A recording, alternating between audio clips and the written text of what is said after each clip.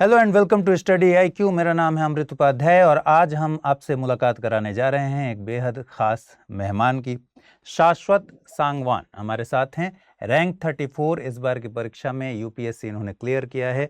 बहुत बहुत स्वागत है आपका शाश्वत। और सबसे पहले स्टडी आईक्यू की टीम की तरफ से आपको बहुत बहुत बधाई। जी अमृत जी, बहुत बहुत शुक्रिया आपने इस मंच पर मुझे बुलाया। और मैं अपनी तरफ से जितनी बाकी एस्पिरेंट्स की मदद कर सकता हूँ, मैं मेरी तरफ से मैं पूरा सहयोग दूंगा। और हम प्लीज कार्यक्रम को शुरू करें। बिल्कुल बिल्कुल। अ, शाश्वत, आपने दूसरी बार यूपीएससी का एग्ज़ाम क्रैक किया है और आप स्टडी आईक्यू से जुड़े रहे हैं। तो सबसे पहले तो मैं यही जानना चाहता हूँ कि इस जुड़ाव में आपको किस तरीके की चीज़ें लगीं कि हाँ, आपको एक सपोर्ट सिस्टम की तरफ या फिर आपको लगा कि हाँ, बेहतर चीज़ें आपको मिलीं। वो अगर एक्सपीरियंस आप पहले शेयर करें और उसके बाद हम आएंगे बाकी पॉइंट्स पर। जी जी बिल्कुल। तो जैसा कि मैंने पहले भी एक वीडियो की थी स्टडी आईक्यू के साथ, जिसमें मैंने यही चीज कही थी कि अच्छा। जो जो करंट अफेयर्स की वीडियोस स्टडी आईक्यू की तरफ से बनती हैं, हुँ। वो एक तरह से इंटरेस्ट जगा देती हैं सब्जेक्ट के अंदर। काफी एस्पिरेंट्स की यही शिकायत होती है, मेरी भी थी, कि जो मॉडर्न हिस्ट्री जैसे जो सब्जेक्ट्स हैं जिसके अंदर बहुत सारी तिथियां हमें याद करनी पड़ती है, जिसे हम रट्टा कहते हैं, हाँ। तो एक एग्जाम का परसेप्शन बन जाता है कि हमें बहुत चीजें रटनी है। मैं ये नहीं कहूंगा कि वो परसेप्शन एकदम गलत है, क्योंकि काफी बिल्कुल। बार यूपीएससी नॉलेज भी चेक करता है। तो क्योंकि सिलेबस इतना ज्यादा है, सब चीजों को याद रखना थोड़ा मुश्किल हो जाता है काम मनुष्य के दिमाग के लिए। तो हमें कुछ रोमांचक, कुछ अच्छी कोई चीज अगर मिले, कोई अच्छा सोर्स मिले जहां से कोई स्टोरी फॉर्म में कोई हमें करा दे, कोई एक्रोनिम करके हमें पढ़ा दे, जी। तो वो चीजें थोड़ी दिमाग में टिकी रहती हैं। तो उसी के तहत स्टडी आईक्यू से मेरा परिचय हुआ। मेरे एक मित्र ने मुझे सुझाव दिया कि स्टडी आईक्यू पे कुछ ज्योग्राफी के टॉपिक्स और मॉडर्न हिस्ट्री के टॉपिक्स कवर करें। अच्छा। तो पहली बार मेरा प्रीलिम नहीं क्लियर हुआ था। तो ओके। शायद यही रीजन था कि याद करने को बहुत कुछ था और याद करने का तरीका नहीं पता था। हुँ। तो स्टडी आईक्यू ने मेरी मदद की, कुछ टॉपिक्स में काफी मदद की। और इसके अलावा इंटरव्यू प्रिपरेशन जब मैं कर रहा था, तो क्योंकि मैं ऑलरेडी सर्विस में था, मेरे पास हुँ। इतना समय नहीं होता था कि मैं रोज अखबार पढूं, सब कुछ करूं। हुँ। तो कुछ टॉपिक जैसे लैंड मोनेटाइजेशन, क्रिप्टो करेंसी, मैंने स्टडी आईक्यू से प्रिपेयर किए, ओके। जिन्होंने एक पूरा, एक थोड़े टाइम में बहुत जितने भी टॉपिक के डायमेंशन से सारे के सारे कवर किए, और जिनमें से कुछ मेरे जो वास्तविक जो एक्चुअल इंटरव्यू था उसमें भी पूछे गए। तो अच्छा। इसी के तहत स्टडी आईक्यू को धन्यवाद। और जी चलिए, बिल्कुल ये जैसे हिस्ट्री वाली ये बात आपने की, वो मैंने भी महसूस किया है कि हिस्ट्री के कुछ सेगमेंट्स जो एनिमेशन बेस्ड बन रहे हैं, वो वाक़ई एक याद करना तो टफ चैलेंज है ही। तो ऐसे में वो एनिमेशन बेस्ड चीज़ें सुनकर दिमाग में आ जाती हैं, ये बात बिल्कुल सही है। जी शाश्वत, आपसे जानना चाहेंगे, जैसे आपने बताया कि आपके पहली बार में आपका प्रीलिम्स नहीं हुआ, तो इस फेलियर के साथ आपने फिर कैसे ओवरकम किया? और एस्पिरेंट्स को अगर आप कुछ बताना चाहें कि किस तरीके से अपनी गलतियों को समझना, उन्हें सुधारना और सुधार कर फिर रिजल्ट ले आना, इस पूरे प्रोसेस को अगर आप बताएं तो उन्हें बहुत फ़ायदा मिलेगा। जी बिल्कुल अमृत। जब पहली बार मैंने 2018 में प्रीलिम परीक्षा का फॉर्म भरा था, तो मैं बिट्स पिलानी से मैंने इंजीनियरिंग की थी, और जी। काफी प्रेस्टिजियस कॉलेज है। तो जब हम एक अच्छे टीयर 1 कॉलेज से पढ़ते हैं, तो हमारा सेल्फ कॉन्फिडेंस बहुत हाई होता है, और हम जनरली चीजों को अंडर एस्टिमेट करते हैं। शायद यही गलती मैंने की थी कि यूपीएससी की तैयारी को मैंने हल्के में लिया, और कम पढ़ाई की, गलत पढ़ाई की, तो प्रीलिम जी। में फेल हो गए। प्रीलिम में जब फेल हुए तो मनोबल काफी गिर गया। खुद पे आशंका होने लगी, खुद पे शक होने लगा कि हुँ। क्या मैं कुछ भी जीवन में कर सकता हूँ। तो उसी के तहत ये मैंने समझा कि अगला अटेम्प्ट देने के लिए मैं उस मानसिक स्थिति में नहीं था कि मैं बैठ के दोबारा एक पूरे साल की मेहनत करूँ। तो मैंने कॉर्पोरेट सेक्टर में जॉब ज्वाइन की बैंगलोर में, और वहां मैंने लगभग 1.5 साल काम किया। अच्छा। जॉब करते करते मैंने 2019 का अटेम्प्ट मैंने नहीं दिया, मैंने फॉर्म भी नहीं फिल किया था। बट मुझे पता था कि मुझे इस एग्जाम में वापसी करनी है, तो थोड़ा एक फाइनेंशियल इंडिपेंडेंस मैंने हासिल की बैंगलोर में, जब मैं कॉर्पोरेट सेक्टर में एज अ प्रोडक्ट मैनेजर काम करता था। हुँ। तो उससे थोड़ा मनोबल बढ़ा कि एटलीस्ट फाइनेंशियली आत्मनिर्भर बन गया हूं मैं। और एक वहां से थोड़ा कॉन्फिडेंस आया। थोड़ा एज वाइज भी मुझे लगता है मैच्योरिटी आई। मुझे समझ आया कि किसी को हल्के में नहीं लेना, ये एक बड़ा ओपोनेंट है जिसको स्ट्रैटेजिकली और सही तरीके से टेक डाउन करना है। और खास तो तौर पर जब मेरे को यूपीएससी को तो हरगिज नहीं। बिल्कुल, तो जब मैं वापस मैंने वो जॉब क्विट की और मैं फिर से तैयारी में जब आया, तो 2020 में कोविड काल में मुझे टाइम मिला पढ़ने का, और अच्छा, मैंने सफलता हासिल की अपने दूसरे प्रयास में। तो दूसरे प्रयास में आपको क्या सर्विस मिली? जी, मेरी 320वीं रैंक थी और मुझे अच्छा। इंडियन डिफेंस एस्टेट सर्विस मिली, जो कि रक्षा संपदा जिसको हम कहते हैं। इसके अंदर जो आर्मी और मिलिट्री के कैंटोनमेंट्स हैं इंडिया के अंदर, उसकी एडमिनिस्ट्रेशन आती है। और जो मिलिट्री के लैंड्स है लगभग 18 लाख एकड़ के, उसका जो कस्टोडियन होता है वो हमारी सर्विस होती है। तो जो रक्षा संपदा संगठन है, डिफेंस एस्टेट सर्विस, तो मैं उसी का अधिकारी हूँ, अभी ट्रेनिंग में हूँ। और कल जब रिजल्ट आया तो अब प्रशासनिक सेवा में सर्व करने का मौका मिलेगा। तो ये मेरी जर्नी रही यूपीएससी में।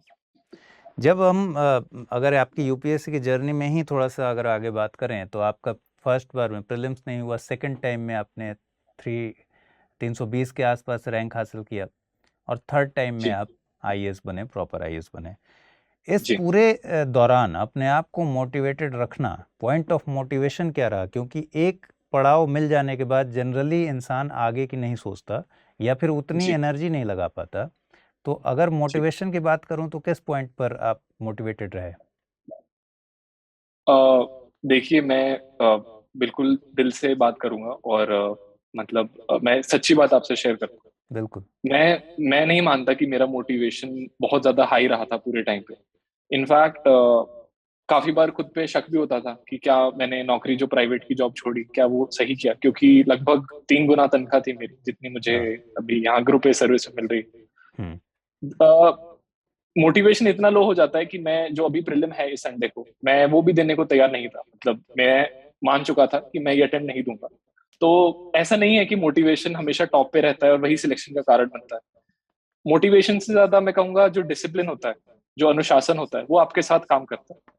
मैं कोशिश करता हूँ सुबह थोड़ा जल्दी उठ जाऊं और हम्म। शाम को थोड़ा रनिंग कर लूं। मैं एक मैराथन रनर भी हूँ। तो एक अच्छा। मैराथन की ट्रेनिंग है जो मानसिक संतुलन मेरा बनाए रखने में मदद करती है। मोटिवेशन मुझे लगता है कि शायद मैं सबसे मोटिवेटेड पर्सन नहीं हूँ इस जर्नी में। अ, जैसा कि मैंने आपको बताया कि मैं प्रीलिम भी नहीं दे रहा था ये वाला, मतलब हो जाता तो हो जाता, नहीं तो मैं कंटिन्यू करता इसी सर्विस में।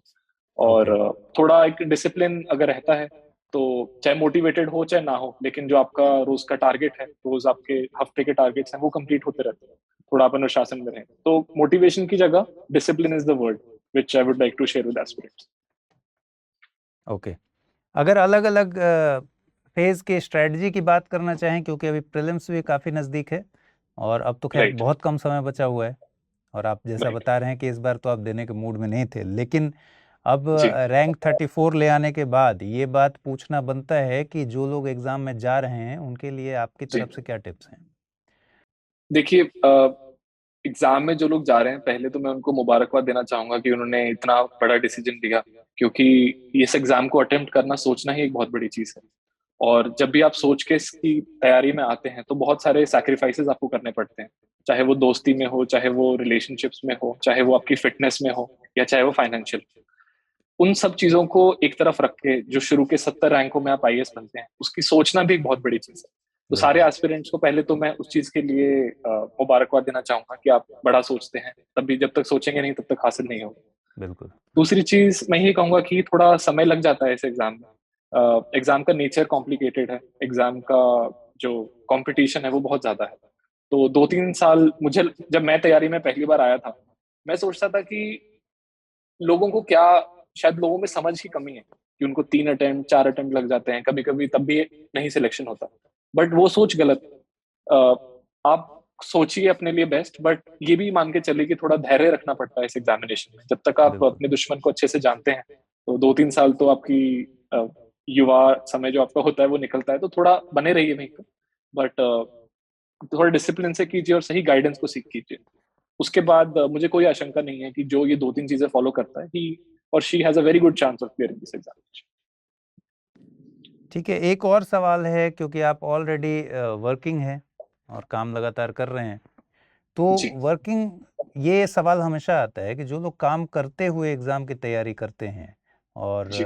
जो लोग बिना काम किए हुए, बिना जॉब किए हुए करते हैं, ये दोनों में डिफ़रेंस कितना बड़ा है और काम करते हुए तैयारी करना उम, आसान है, पॉसिबल है? आपका अपना एक्सपीरियंस क्या है?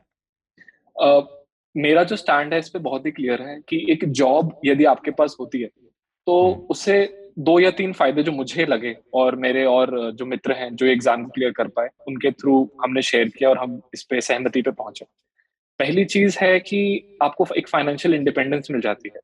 तो जब आप अपने 20s में होते हैं, आपका मन करता है एक नया फ़ोन खरीद लें अपनी इच्छा के, अच्छे कपड़े हम खरीदें, अच्छे हम बिल्कुल। हेडफ़ोन्स खरीदें, मित्रों के साथ घूमने जाएँ।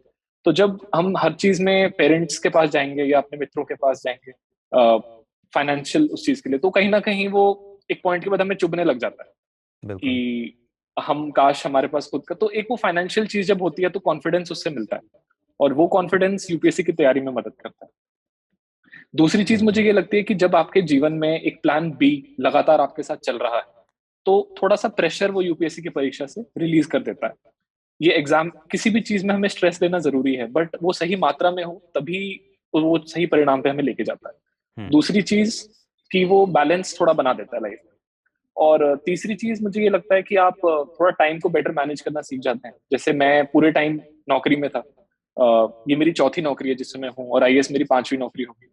तो जब भी मैं एक सुबह उठता हूँ ऑफ़िस 8 बजे पहुँचने के लिए, तो उसके पहले 2 घंटे यदि मुझे पढ़ना है, तो मैं 5 बजे अपने आप सुबह उठ जाता हूँ। और यदि वो सैटरडे या संडे का दिन है या जब मेरे पास नौकरी नहीं होती, मैं 10 बजे से पहले कोई मतलब ही नहीं है कि मैं अपना बेड छोड़ दूँ। तो मैंने खुद इस चीज़ को महसूस किया। तो 3 चीज़ें, एक फाइनेंशियल इंडिपेंडेंस जिससे हमें कॉन्फिडेंस मिलता है, अगर आप बिल्कुल। जॉब कर रहे हैं। दूसरी चीज़ आपका प्रेशर थोड़ा बैलेंस हो जाता है कि लाइफ़ में प्लान बी आपका हमेशा एक्टिव रहता है। और ऑप्शन सी जो मैंने कहा कि आपके जीवन में अनुशासन आता है। आपको पता है आपके पास वो 2 घंटे ही हैं, तो आपकी एफिशिएंसी ऑटोमैटिकली इंक्रीज़ हो जाती है। तो मुझे कोई नुकसान तो नहीं दिखता जॉब करने का, साथ-साथ। हाँ, कुछ 5-6 महीने अगर आपको लगता है कि आप डिस्ट्रैक्ट हो रहे हैं या आपको और टाइम चाहिए, तो आप कोई ऐसी जॉब ले लीजिए जहाँ पे आपके वर्किंग आवर्स लिमिटेड हों, तो वो संभव है। तो ये मेरा समझना है इस विषय पे। ये बहुत अच्छा आपने एक्सप्लेन किया और मेरे ख़्याल से इससे बहुत सारे लोगों का कन्फ्यूज़न दूर हुआ होगा, क्योंकि मतलब आपकी पूरी बातचीत से ये समझ आया और एस्पिरेंट्स भी समझेंगे इस बात को कि टाइम मैनेजमेंट एक चैलेंज होते हुए काम करने के दौरान एक चैलेंज तो है, लेकिन इसका जी, उल्टा भी उतना सच है कि आप टाइम मैनेजमेंट करना सीख जाएँगे और उससे आपकी बिल्कुल, एफिशिएंसी बढ़ जाएगी। तो अब बिल्कुल। अगर मेंस के बारे में बात करें, तो मेंस जी। को लेकर क्या स्ट्रेटजी आपने अपनाई और क्या आप बताना चाहेंगे? फर्स्ट टाइम भी आपने सोचा होगा, जिस समय पीटी नहीं हुआ, उस समय एक सवाल सारे लोग पूछते हैं कि भई जी, पीटी और मेंस की तैयारी अलग-अलग होती है या साथ में होती है? तो फर्स्ट जी, टाइम का एक्सपीरियंस क्या था? फिर आपने मेंस को लेकर किस तरीके से प्रिपेयर किया इस बार? जी। मुझे लगता है कि थोड़ा नहीं, काफ़ी अंतर है प्रीलिम्स और मेंस की स्ट्रैटेजी में। हुँ, मेंस की स्ट्रैटेजी में बेसिकली क्योंकि एक सब्जेक्टिव टेस्ट होता है, इसमें हमें लिखना होता है रादर देन जस्ट एमसीक्यू भरना। तो हुँ, एक आंसर्स की स्ट्रक्चरिंग जो होती है, हेडिंग्स और सब हेडिंग्स बनाना, वो एग्ज़ामिनर का काम आसान कर देती है कि वो समझ पाए आपने क्या लिखा है और आपको उसके बराबर नंबर भी मिलते हैं। तो मुझे लगता है कि जितनी नॉलेज हम, अगर कोई प्रीलिम का एग्ज़ाम क्लियर कर रहा है, तो उसके पास सफिशिएंट मात्रा में नॉलेज है कि वो मेंस भी क्लियर कर देगा। द हुँ, आइडिया इज़ कि आपको स्ट्रक्चर उसे ठीक से करके एक बहुत अच्छी, जैसे आप कहीं दावत पे जाएँ, एक आपके प्लेट में 10 तरह की सब्जियाँ कोई भर दे, बीच में चावल डाल दे, रायता डाल दे, तो आपका उसे खाने का मन नहीं करेगा। लेकिन हुँ, अगर आपको एक सुंदर सी कोई थाली दे, जो हम जगह-जगह जाके खाते हैं, नॉर्थ इंडियन, साउथ इंडियन थाली हल्दीराम पे मिलती है। उसमें हर एक सब्जी, हर एक दाल कितने अच्छे से सजा के मिलती है, तो हमारा मन करता है, हमें लुभावनी लगती है कि हम उसे दें। कभी-कभी हम उसकी फ़ोटो भी खींचते हैं इंस्टाग्राम पे बिल्कुल, डालने के लिए। बिल्कुल। तो वो जो दूसरी चीज़ मैं आपको बता रहा हूँ, तो यही चीज़ हमें चाहिए एग्ज़ामिनर को देने के लिए, और चाहे हुँ, खाना कैसा भी हो, लेकिन उसकी प्रेज़ेंटेशन भी ज़रूरी है। तो वो प्रेज़ेंटेशन वाला एस्पेक्ट मुझे लगता है कि मेरी समझ में मुझे काफ़ी मदद मिली उस चीज़ से, तो वही मैं एस्पिरेंट से शेयर करना चाहता ठीक है। और ऑप्शनल आपका क्या था? हूँ। एंथ्रोपोलॉजी ऑप्शनल से मैंने ये अटेम्प्ट दिया था। तो आपका थ्रूआउट एंथ्रो रहा या फिर कोई चेंज वगैरह भी हुआ है? मतलब आपका बैकग्राउंड रहा है? मतलब इसके बेसिक में एक सवाल ये है कि क्या आपके जी पढ़ाई लिखाई के दौरान जो सब्जेक्ट आप लेके चल रहे हैं, ग्रेजुएट हो रहे हैं, मास्टर्स हो रहे हैं, उसी को बना लिया जाए ऑप्शनल, या फिर आपके इंटरेस्ट का सब्जेक्ट हो?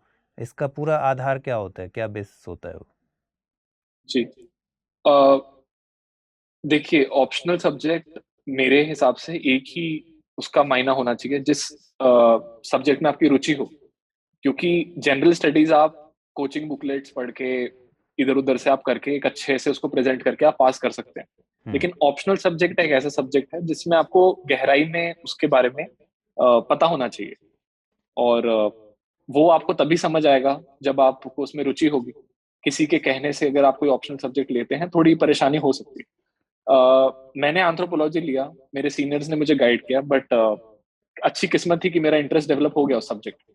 और नंबर भी अच्छे ठीक ठाक नंबरों से मैंने एग्जाम क्लियर किया है। बट मैं काफी मित्रों को जानता हूँ जो सुन के कि किसी के 300 नंबर आ गए हैं मैथमेटिक्स में, तो वो मैथ्स ले लेते हैं, और हाँ, उनके 200 नंबर भी पूरे नहीं हो पाते वास्तविक बिल्कुल, जो परीक्षा लिखते हैं।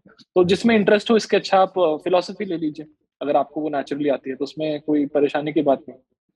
तो मैं यही सजेस्ट करूंगा, थोड़ा इंटरेस्ट जिस सब्जेक्ट में हो उसी को आप लेके आगे बढ़े। इस बार क्या परफॉर्मेंस रहा, मतलब मार्कशीट पर अगर बात कर लें, जैसे वो आपका one of the highest marks in interview रहा है इस बार। जी तो जी। पहले तो इंटरव्यू से ही रिलेटेड बात कर लेते हैं। एक तो आपको बहुत बधाई, इतना ज़्यादा मार्क्स आप लेकर आए। Thank 193 you huge Amrit. Number है। Thank you. तो थैंक यू। 193 नंबर ले आने के पीछे की मेहनत और क्या तरीका अपनाया आपने, वो भी शेयर कीजिए ज़रा। जी। मेरे एक बहुत ही करीबी मित्र हैं जिन्होंने मुझे एक सुझाव दिया था। तो पिछली बारी मेरे 168 मार्क्स थे, जो कि थोड़े थोड़े नहीं, काफी कम थे, नहीं तो पिछली बारी सिलेक्शन हो जाता। जी। उन्होंने मुझे ये सुझाव दिया कि शाश्वत, तुम अपने जो बाकी सहपाठी हैं जो इंटरव्यू में जा रहे हैं, तुम उनसे सवाल पूछो और ध्यान से गौर करो वो क्या जवाब देते हैं, और उन जवाबों का तुम पे क्या प्रभाव पड़ता है। हम्म। तो ये एक्सरसाइज जब तुम करोगे तो तुम्हें समझ आएगा कि उस साइड बैठे हुए लोग क्या सुनना चाहते हैं। यस। तो ये पर्सपेक्टिव था जिसकी वजह से मुझे मैंने ये फॉलो किया। मेरे बाकी डिफेंस स्टेट के सहपाठियों से मैंने कुछ सवाल पूछे, हम्म। और मुझे काफी बार लगा कि इस सवाल में ये थोड़ा ज्यादा बोल रहे हैं, इसमें ये थोड़ा कम बोल रहे हैं, इसमें ये थोड़ा तेज बोल रहे हैं, इसमें थोड़ा ये धीमे बोल रहे हैं। तो वो वॉइस मॉड्यूलेशन, एक्सप्रेशन, किस सवाल में कितना बोलना है, कैसे पैनल को आदर देना है, वो सब चीजें वैसे मैंने सीखी। तो शायद नहीं, यकीनन यही रीजन था कि मैं इस समय इस वाले प्रयास में बेहतर कर पाया। इसके अलावा जो आपका बेसिक डाफ है, वो तो आपका बेसिक है, वो तो आप प्रिपेयर करके जाएंगे ही। जो आपकी हॉबीज हैं, जैसे मेरा मैराथन था, हम्म। मैं बास्केटबॉल में भी नेशनल प्लेयर हूँ, तो बास्केटबॉल भी मेरी हॉबी में आता है। तो ये चीजें थोड़ा अच्छे से डेप्थ में आप प्रिपेयर करके जाएं, ताकि यदि पैनल आपसे कुछ पूछे तो आप उसका सेटिस्फैक्टरी आंसर दे सकें।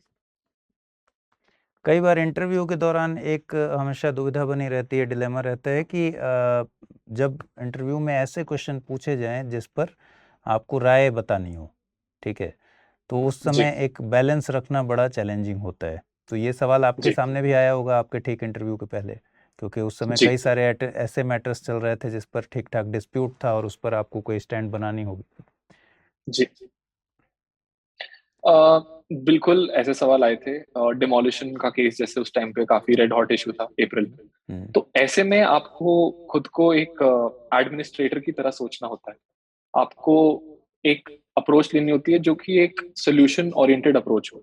हम्म। दिक्कतें बहुत हैं सिस्टम में, हमारे आसपास हम देखते हैं बहुत, हर तरह की जो भी आप सोच सकते हैं समस्याएं हैं। तो उनको, मेरे समझ में, लोग चाहिए जो सोल्यूशन निकालें, जो हल हल करने का सोचें, और एक थोड़ा सा एक पॉजिटिव अप्रोच रखें। आसपास लोग निंदा करते हैं, उसे अपने तक ना पहुंचने लगे, थोड़ा कूल माइंड से उसका जवाब दें। तो बिल्कुल। मेरी भी यही अप्रोच रही, और मैंने इसी तरह से आंसर्स के जवाब दिए कि हमें प्रॉपर कार्रवाई करनी चाहिए, हमें समय लेके डिसीजन लेना चाहिए, क्योंकि ये एक रिलीजियस मैटर है। इसमें हमें हर रिलीजियस पार्टी को कंसल्ट करके ही आगे बढ़ना चाहिए, क्योंकि थोड़ी चूक होते ही सिचुएशन और बढ़ सकती है। हमें जो रिस्पेक्टेड एल्डर्स हैं उन कम्युनिटीज के, उनको एंगेज करना चाहिए। तो ऐसे दो तीन सवाल थे, और मेरे समझ में पैनल को अच्छे लगे मेरे सुझाव ऐसे मामलों में। तो एक सोल्यूशन ओरिएंटेड अप्रोच, थोड़ा सा पॉजिटिवनेस, और एक काम स्माइलिंग फेस, एंड मुझे नहीं लगता किसी को भी 200 से कम नंबर मिलने चाहिए यदि वो ये अप्रोच रखे। ठीक है, अब एक पेपर की बात ज़रूर मैं करूँगा और वो है एसए का पेपर, जिस पर मार्क्स जिसके इतने अच्छे और बुरे होते हैं कि रिजल्ट उस पर जी डिपेंडेंट है। तो जी एसए को लेकर क्या स्ट्रेटजी रही है आपकी, कैसा परफॉर्म किया आपने? जी। अ, मेरे दोनों ही साल बहुत अच्छे मार्क्स रहे हैं ऐसे में। इस साल 144 नंबर हैं, और अभी तक मैंने कोई मार्कशीट नहीं देखी जिसमें 150 तक भी टच हुआ हो। तो आई ओके। थिंक ऐसे में मेरे I was lucky also, and I did some efforts also. तो ऐसे मेरा ठीक है। देखिए, हम काफी अधिकांश लोग हम में से जब जीएस की तैयारी करते हैं तो हम कोशिश करते हैं हम याद रखें ये आर्टिकल कॉन्स्टिट्यूशन का, ये गवर्नमेंट की पॉलिसी, ये गवर्नमेंट का स्टेप्स जो लिए थे। लेकिन ऐसे का पेपर एक ऐसा है जो एक क्रिएटिव एलिमेंट डाल देता है पूरे यूपीएससी के मेंस प्रिपरेशन में। तो कहीं ना कहीं मुश्किल हो जाता है कि एक याद किए हुए आंसर को लिखने में और एक अपने मन से बना के एक आंसर लिखने में। ऐसे में वो आपको एक लाइन का टॉपिक देते हैं और आपको 13 पेज भरने के लिए देते हैं। हाँ। तो वो जो क्रिएटिव एस्पेक्ट होता है, मुझे लगता है कि हम जैसे एस्पिरेंट्स में वो थोड़ा सा कम हो जाता है। इन दैट केस मैं ये सजेस्ट करूंगा कि जब एस्पिरेंट्स पढ़ के बोर हो जाएं तो कोई फनी टीवी सीरीज देख लें, कोई मूवी का अगर किसी को शौक हो वो देखें, कोई अगर फिक्शन की बुक्स हैं वो पढ़ें। इससे क्या होता है कि जब आप किसी टॉपिक पे सोचते हैं तो वो आपके सबकॉन्शियस से वो एग्जाम्पल्स आपके सामने आते हैं, और आप जब उनका लिखते हैं पेपर में तो एग्जामिनर समझता है कि एक ऑलराउंडेड पर्सनैलिटी है इसकी, ये सिर्फ जनरल स्टडीज का आंसर नहीं लिख रहा है। तो मुझे लगता है कि क्रिएटिविटी थोड़ी सी बरकरार रहनी चाहिए, और ऐसे में वही काम देती है। ठीक है, और कोई ऐसी बात जो आपको लग रहा हो एस्पिरेंट को जानना बहुत ज़रूरी है, तो आप शेयर कर सकते हैं, बिल्कुल। क्योंकि इसके बाद मैं अ, आपके लिए एक टफ सवाल पूछने वाला हूँ। तो पहले आप ये शेयर कर लीजिए, फिर जी एक बात और करेंगे। जी। एस्पिरेंट्स को एक ही चीज मैं बोलना चाहूंगा कि इतना सीरियसली ना लें इस एग्जाम को। मतलब लीजिए, बट ऐसे दिल पे मत लगा लीजिए कि ये आपका जीवन बन गया है, क्योंकि इतनी आप एक्सपेक्टेशन यदि बढ़ाते हैं तो डिसअपॉइंट, मतलब मेरा सिलेक्शन हो गया है तो मेरे लिए ये कहना आसान है, बट कल तक मैं भी सबको यही बोलता था, मेरा नहीं भी सिलेक्शन हुआ था, कि जीवन में बहुत सारी चीजें हैं करने को।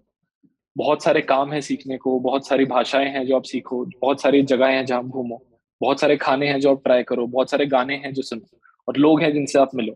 तो एक यूपीएससी एक एग्जाम है, एक नौकरी है, और उसको एक नौकरी की तरह लीजिए। एक अच्छी नौकरी जो आप लेना चाहते हैं, जनहित करना चाहते हैं, अपना हित करना चाहते हैं, जिसलिए भी आप करना चाहते हैं आप करिए। बट वो फिर भी एक नौकरी है, और नौकरी जिंदगी का एक पहलू है, और एक वो बहुत छोटा पहलू है। तो इस चीज को थोड़ी गहरी बात आई, अगर समझने में थोड़ा आप टाइम दीजिए, और जब आप समझेंगे तो आप आपकी बेस्ट परफॉर्मेंस भी बाहर आएगी, और आप खुद को ज्यादा स्ट्रेस भी फील नहीं करोगे। तो यही मैं शेयर करना चाहूंगा ये अपनी वाकई तरफ बहुत से। गहरी बात है, और ये समझने की बात है कि बहुत सारे लोग इस बात को नहीं समझ पाते, इसको लाइफ और डेथ का सवाल ना बनाए और एग्ज़ाम को जी एग्ज़ाम की तरह लें, ये बहुत बड़ी बात है। अगर मैं जी पूछूं आपसे कि एक अगर अपना सब्जेक्ट ऐसा बताइए कि आपका सबसे मजबूत पक्ष और एक जो आपका सबसे कमज़ोर पक्ष था, जिसमें जी आप लास्ट तक डरे हुए थे कि भाई पता नहीं इसमें क्या होगा। जी। अ, दरअसल यूपीएससी को हम अनप्रेडिक्टेबल भी कहते हैं। तो हाँ। मेरी बहुत अच्छी तैयारी थी एंथ्रोपोलॉजी में।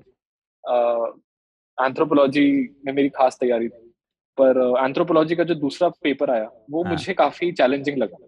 और पेपर लिखते टाइम ही मैं खुद ही डाउट में चला गया कि शायद ये साल भी मेरा साल नहीं है। और अ, हाँ, तो पेपर थोड़ा टफ था, बट वो सबके लिए टफ था। तो हाँ, मैं थोड़ा बिल्कुल। सा, मेरा मोराल कम हुआ, लेकिन नंबर आए तो काफी ज्यादा अच्छे नंबर आ गए। ऑन दी अदर हैंड जो जनरल स्टडीज 3 का पेपर था, तो मैं इकोनॉमिक्स में और एनवायरनमेंट में मेरे को लगता है मैं अच्छा होल्ड रखता हूँ, और हम्म। पिछले साल बहुत अच्छे नंबर थे।